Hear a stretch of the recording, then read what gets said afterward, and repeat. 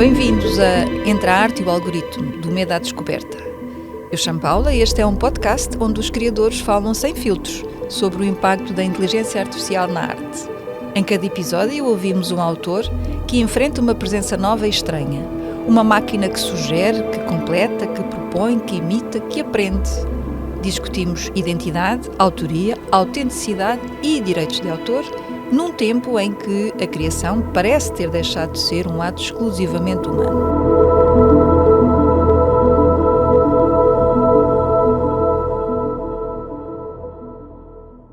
Hoje recebemos um nome ímpar da cultura portuguesa. Jornalista, poeta, escritor, cronista, compositor, um pensador, um intelectual.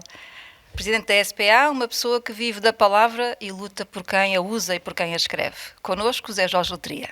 Muito obrigada por ter aceitado este desafio. Pelo convite. Muito obrigada. Pelo prazer que tenho em estar aqui. Gostava de começar por falar um bocadinho sobre a sua escrita.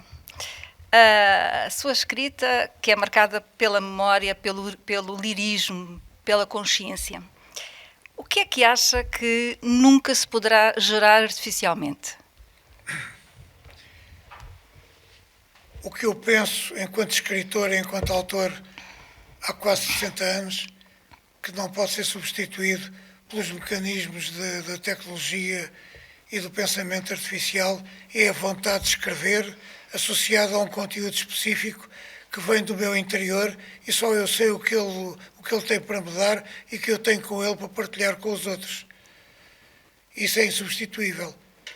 A minha dinâmica de escrita é uma coisa que me acompanha desde a paixão física pela palavra e só eu sei o que lá está e não vejo uma máquina que se ponha no meu lugar a criar conteúdos que não sejam especificamente os meus e do meu espírito e da minha vontade de escrever e de partilhar ideias, conceitos e palavras dinâmicas e vivas com os outros. Mas como sabe, a IA hoje em dia consegue organizar texto, rimar, construir frases. Essa é que é a realidade que nós hoje temos. Mas acha que a IA conseguirá reconhecer o peso de uma ausência?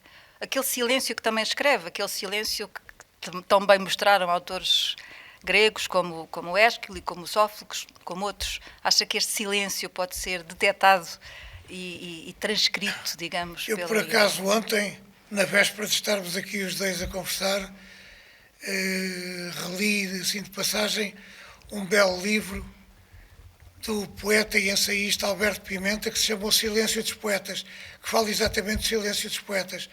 E ele pega de uma frase do Theodor Adorno, filósofo austríaco, que depois de Auschwitz e da descoberta da verdade profunda e dilacerante do Holocausto, disse que depois de Auschwitz não mais seria legítimo e justo escrever poesia. Eu não estou de acordo, eu penso exatamente o contrário. Eu penso é que depois de Auschwitz, depois de Treblinka, depois de Buchenwald e de outros campos de concentração que eu visitei, com o desejo e a ânsia de conhecer a história e os lugares da história, os lugares da morte e da vida, eu tenho a noção de que, exatamente por termos visto o horror expandido, o mesmo horror que vemos hoje na faixa de Gaza, com dezenas de mortes diários, ou mortes a tiro, ou mortes de fome e de sede, que é uma morte intolerável e avassaladora, quase tão terrível como a morte a que foram sujeitos dezenas de milhares de judeus com o Zyklon B, que era usado pelos nazis para os destruir. Mas, quando Alberto Pimenta fala do silêncio dos poetas, fala de um silêncio que eu acho que nenhuma máquina é capaz de preencher.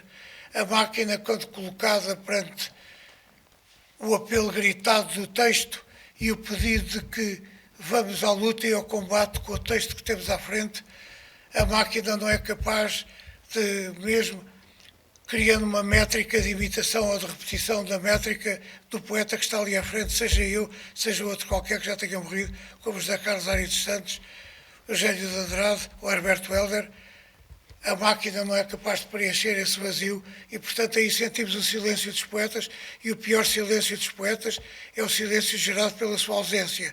Eu falei de poetas que já morreram, Herberto Helder, Eugênio de Andrade e José Carlos Ari dos Santos, e, portanto, não há máquina capaz, mesmo representando ou repetindo e imitando a métrica da poesia que rima, a máquina não é capaz de preencher o vazio deles com uma escrita que só foneticamente se aproxima daquilo que eles nos deixaram, mesmo que seja muito semelhante.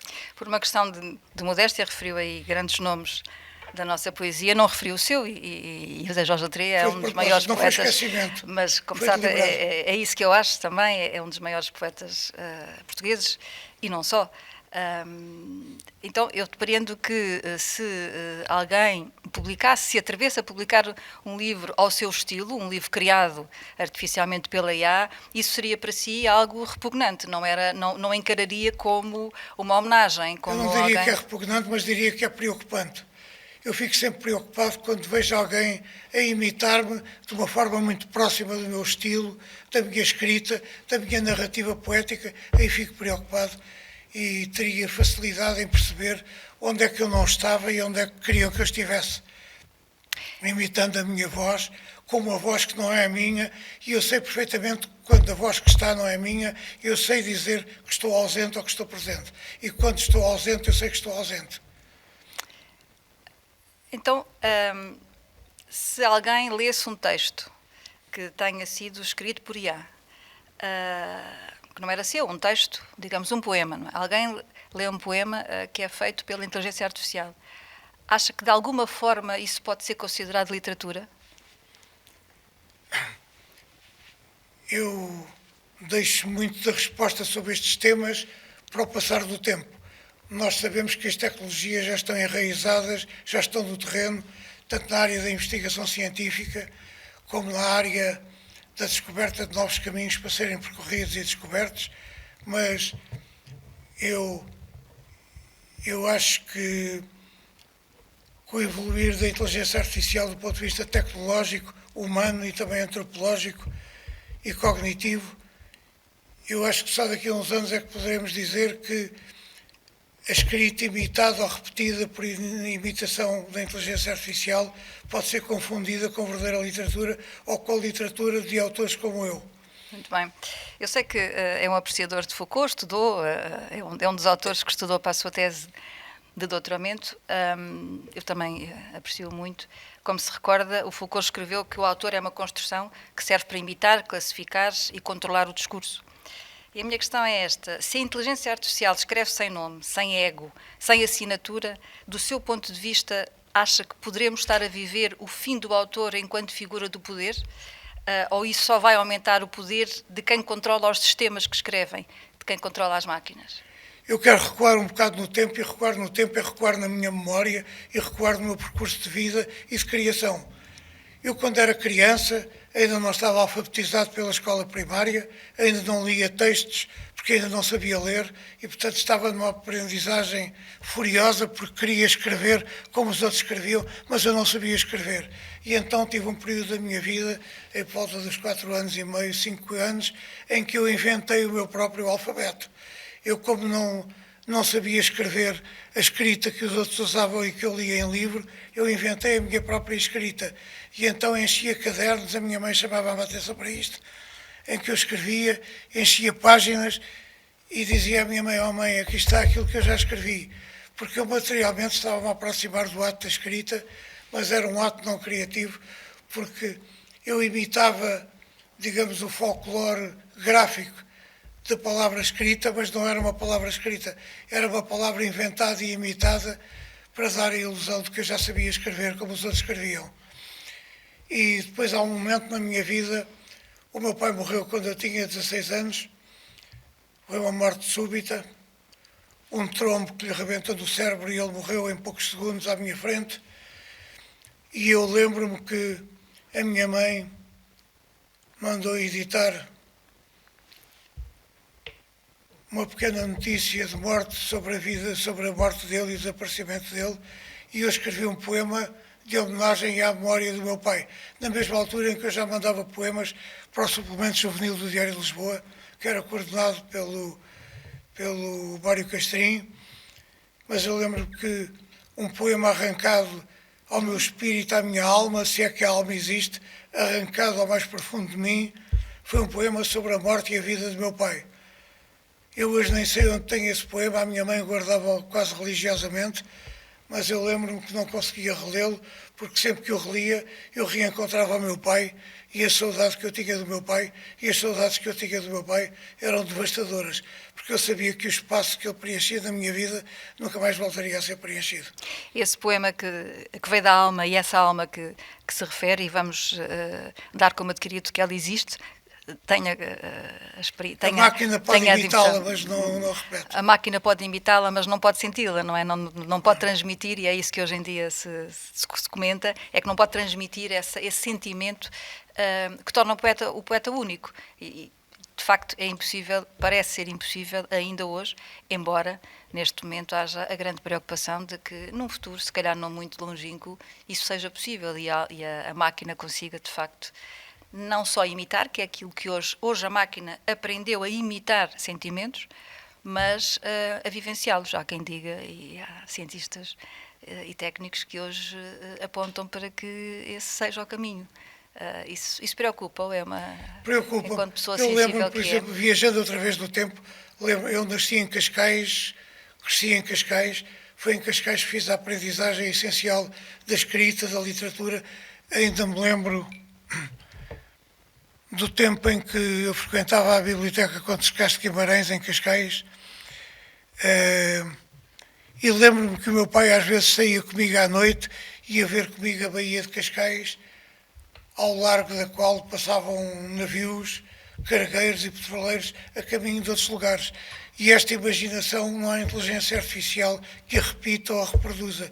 O meu pai dizia-me, deves tirar um curso de engenheiro naval para um dia dirigires um daqueles paquetes, daqueles barcos que te levam ao outro lado do mundo. Se fores nesta direção, podes ir mais para sul, e se fores mais para sul, podes passar pelo Brasil, por África, ou se fores ainda mais longe, podes repetir a viagem de Fernando Magalhães ou de Vasco da Gama e ir até à Índia. E tem vários poemas, aliás, inspirados nessa realidade e nesse sentimento, não é? E eu, esta imaginação criadora que repete aquilo que era o meu horizonte de escrita, eu imaginei muitas viagens que não fiz à custa da imaginação que o meu pai partilhava comigo. E assobiávamos os dois muito bem, e às vezes ele punha-se a assobiar, eu repetia a melodia que ele assobiava, e quando ele morreu, uma das faltas mais terríveis que eu senti nos anos que se passaram foi nunca mais ter ouvido o assobio dele. A falta do assobio dele foi a primeira sensação de morte que eu tive. O meu pai não voltou a assobiar para mim. Mas é isso que eu acho que não há nenhuma máquina que substitua. Uhum. José Jorge Letria, enquanto presidente da SPA, tem estado muito ativo e ao longo dos anos no cenário internacional também. Eu recordo que foi presidente do Comitê Europeu da CISAC, que é a Confederação, digamos, Mundial dos Autores, e foi presidente e vice-presidente do Grupo Europeu das Sociedades de Autores, e tem estado sempre na linha da frente da defesa dos criadores. A SPA, aliás, diga-se de passagem, que faz 100 anos este ano, não é? Exatamente. É uma instituição centenária. Como é que vê atualmente a batalha? Eu iria dizer guerra, mas não é uma guerra, têm sido batalhas sucessivas que se ocorrem neste momento em Bruxelas pelo reconhecimento do direito de autor face a este crescimento da inteligência artificial. Acha que ainda estamos a tempo ou que já perdemos a Essa batalha tem várias dimensões. Tem, obviamente, como referiu e muito bem, a dimensão jurídica. É preciso que este perigo, esta ameaça, este cerco que está a ser movido pela inteligência artificial e pelas tecnologias mais avançadas, é preciso que a lei regule no ordenamento jurídico nacional e no ordenamento jurídico global europeu as situações com que vamos ser confrontados e que ameaçam a nossa criatividade. Por outro lado, é preciso que a própria tecnologia, no seu processo evolutivo, que nós sabemos que tem pouco de humano e de respeitador dos direitos dos outros e dos direitos civilizacionais profundos, é preciso que leve em conta que na criatividade mais profunda ou mais ligeira nunca deixa de estar o ser humano integrado, ali colocado e sentado, a criar mais e à espera que se crie mais, também em nome dele e para que ele partilhe com os outros. Muito bem. Uma pergunta que é uma provocação. Se tivesse, imagine que era colocado numa circunstância em que lhe pediam para ensinar uma inteligência artificial, uma máquina, a escrever como Zé Jorge Letria. O que é que não lhe dizia? O que é que lhe escondia? O que é que guardava para si? escondi ao mesmo que guardo para mim sempre que me sento à frente de um papel ou que me sento à frente do ecrã do computador para escrever. Eu não sei qual é a palavra que vai sair a seguir e qual é o verso que vou construir a seguir. Eu, portanto, nunca ensinaria à máquina aquele que é o meu segredo profundo e que é a minha inteligência não artificial, mas a minha inteligência nominal, que é a minha, que tem o meu nome, que tem os meus anseios, as minhas expectativas e o meu desejo de partilhar com os outros o essencial de mim. E aí podemos chamar alma, porque aquilo que eu tenho e que partilho com os outros escrevendo, essa é a minha alma e essa ninguém é capaz de imitar. Podem passar ao lado. O meu pai era caçador, eu ia às vezes caçar com ele. Eu lembro que o meu pai caçava patos, eu tinha pena dos patos, porque os patos eram umas aves muito fáceis de abater, que o pato, como tem um rabo pesado, levava muito tempo a levantar voo e a sair da água. Mas não é caçador. Não sou. Não é caçador. Caçava pássaros com grande angústia minha, hoje digo que caçava pássaros, mas lamento muito, um a um, todos os pássaros que matei, porque queria tê-los vivos para voarem comigo no céu larguíssimo e azul do sonho e da imaginação. Eu queria que os pássaros continuassem a voar comigo, porque sempre que eles voavam mais do que eu, era o meu espírito, a minha coragem e a minha imaginação que voavam comigo. Mas eu lembro-me bem que as coisas que eu inventei e que escrevi, não imagino outros a inventarem o mesmo e a escreverem como eu. Eu lembro-me, fui um grande leitor e um leitor apaixonado da poesia de Herbert Welder, e o Herbert Welder tinha um uso característico e típico dos advérbios de modo apaixonadamente, delicadamente. Sim. E tudo isso. E eu não resisti à tentação em alguns poemas que escrevi quando estava à procura da minha própria voz, da minha voz pessoal e intransmissível, no meio das vozes dos outros poetas, que é assim que nós chegamos à nossa própria voz. Eu também usei alguns advérbios de modo no meio da minha poesia, mas disse para mim, como se eu fosse o fiscal da própria inteligência artificial, eu disse, isto não voltes a escrever, porque para isto já cá temos o Herbert Welder, que é o melhor de todos, depois do Fernando Pessoa, do Cesário Verde e do próprio Herbert Welder. Não precisamos de mais porque eles já fizeram o essencial. E não usa advérbios de modo. Normalmente não usa advérbios de modo, nem gerúndios, não é? Nem gerúndios, exatamente. Os advérbios de modo não os uso claramente, sim, porque sim. Cada vez que lhes deito a mão sinto que estou a seguir o caminho já trilhado. Exato. Pelo Herbert Welder. Muito bem. E que era um tique estilístico que eu não repito. Estamos a chegar ao fim com uma pergunta final, que é mais uma provocação, não é? Como sabe, a IA lê tudo, tem acesso à informação toda que existe, aos livros todos, aos poemas todos. Se pudesse dar uma mensagem, uma frase, aquilo que quiser, a uma inteligência artificial que já leu todos os poetas, o que é que lhe transmitia? Transmitia-lhe a ideia de que não se copia nem se imita poetas. O que se pode tentar imitar é o ser profundo do poeta, que não se pode avaliar e medir poema a poema, verso a verso, ou estrofe a estrofe. O poeta não se imita. Podem-se imitar estilisticamente alguns dos poemas que ele escreveu, mas eu sei bem quando sou eu a escrever e quando sou eu a escrever só para mim e a querer partilhar com os outros, e sei que mais ninguém escreve como eu, mesmo que me imitem muito de perto. Eu, por exemplo, em relação à Paula, que está a falar comigo sobre este tema e cujo conhecimento desta matéria eu sei que se tem vindo a aprofundar nos últimos 2 anos, de uma forma que eu muito prezo e muito aplaudo e muito saúdo, e tenho a satisfação pessoal e institucional de ver que isso acontece dentro da SPA, com o apoio da SPA também, este apoio tecnológico de partilha. Eu sei que um poema que eu lhe dedicasse e que escrevesse para si não podia ser escrito por nenhum outro, porque tinha o meu estilo, a minha identidade e o meu ser profundo, que só está nas minhas palavras e que mais ninguém é capaz de imitar exatamente. E eu sei que se eu mostrasse um poema imitado e um poema meu à Paula, a Paula saberia sempre onde é que estava o verdadeiro poema e onde é que estava a imitação estilística daquilo que eu não tinha escrito, mas era o que eu queria dizer. Muito bem, ficamos à espera desse poema. Vamos a isso. Zé Jorge Letria, muito obrigada por esta conversa agradeço. lúcida, corajosa, que num tempo em que as palavras podem ser geradas sem consciência, repetidas sem alma, lembra-nos que escrever contra a indiferença das máquinas Pois isto só me apetecia escrever aqui mesmo. Continua a ser um ato de liberdade e de resistência. Muito obrigada por tudo o que tem feito. Ainda bem que o Paulo ligou a liberdade a isto. Tudo isto, mesmo a inteligência artificial, tem sempre como limite, como ponto de partida e como limite máximo, conceptual e profundo, aí a liberdade. A liberdade de irmos até onde ficamos muito perto de nós, mas depois temos a liberdade de nos distanciarmos para nos protegermos e defendermos e ninguém ser próximo ou parecido connosco. Por ser parecido connosco é uma usurpação do que somos e valemos. Obrigada por estar connosco. É mais um episódio do podcast da SPA. Entre a arte e o algoritmo, siga-nos nas redes sociais.